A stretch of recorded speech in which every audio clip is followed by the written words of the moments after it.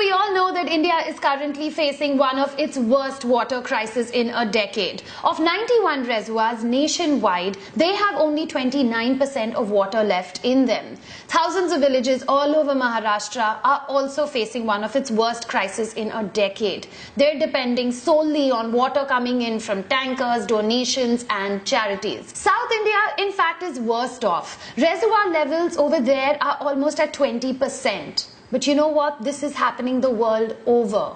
Brazil faced one of its worst water crises in 2015, with China, Syria, Pakistan, Turkey, California, Africa not far behind.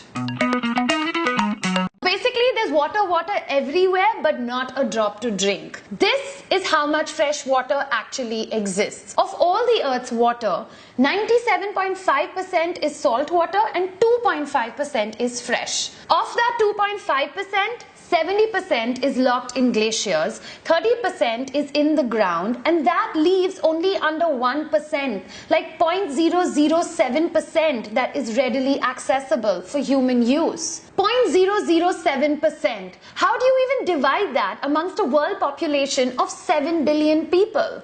1.1 billion people lack the access to safe drinking water. That's almost 1 in 6 people. This is what our water condition looks like today worldwide.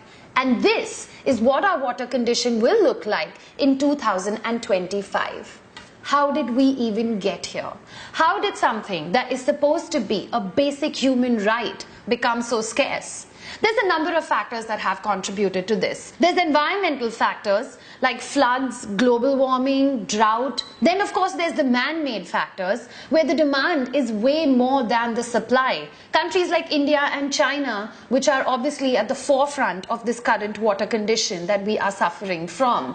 Then bad farming practices, overdrafting of groundwater levels, and of course bad agricultural yields. Water today promises to be to the 21st century what oil was to the 20th century, a commodity that will determine the wealth of a nation.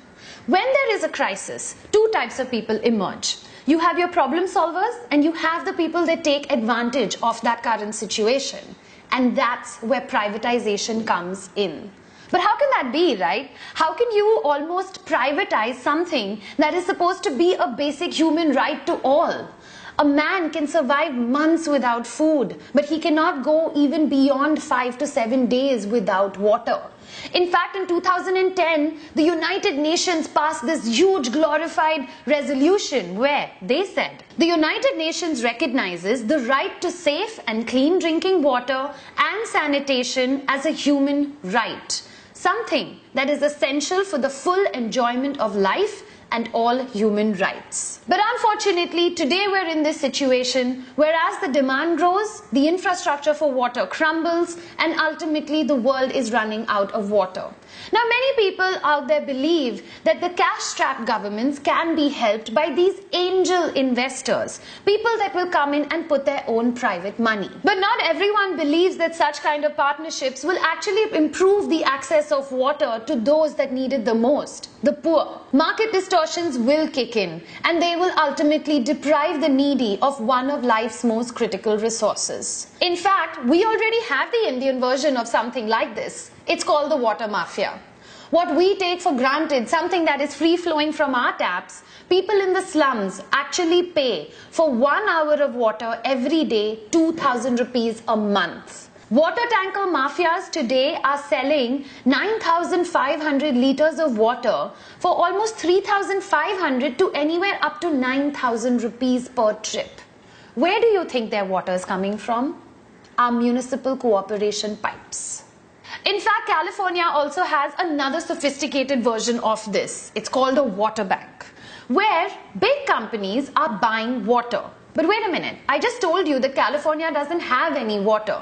So what they're doing is they're buying something that is called as paper water. When California actually has that water in the future, it guarantees that these businesses will be the first ones to get that water. So what did they basically go and do? They went and they bought shares in water. They privatized our electricity and look at where it got us. With Reliance ruling the roost, even if you change to Tata Power, you have to pay Reliance something that is known as a wheeling charge, a charge that is almost 25% of your total bill. Can you imagine the kind of death bell that we would ask for if they privatized our water? Our government claims that almost 45% of water gets lost because of leakages. Leakages that are taking place because of old drainage systems, systems that they don't have the money to fix or the will to do so. So why not bring in some rich people who have that money to invest in our infrastructure? Let them take care of it. If they take care of it, rich people will have water. Water that poor people ultimately won't. Another thought that is out there is that if you put a value on something that is so precious, then maybe people will value it even more. Human beings need at least 5 liters of water a day for your hydration. Then you need at least 25 liters a day minimum for your hygiene and your basic needs.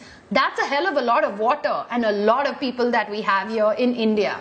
Put a value on it, charge them. Maybe then they'll value it even more. In thirsty regions of the world, Nestle and Coca-Cola have constantly been clashing with communities. They're getting perceived as those big giant companies that are sucking small villages and farmers dry.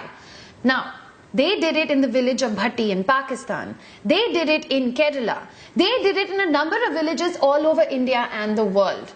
While both companies may have these very aggressive water-saving campaigns that they have deployed, because after all, they know that water is a very essential input to their business. But at the same time, remember how I told you, when there is a crisis, there's the problem solvers and the people that take advantage of it?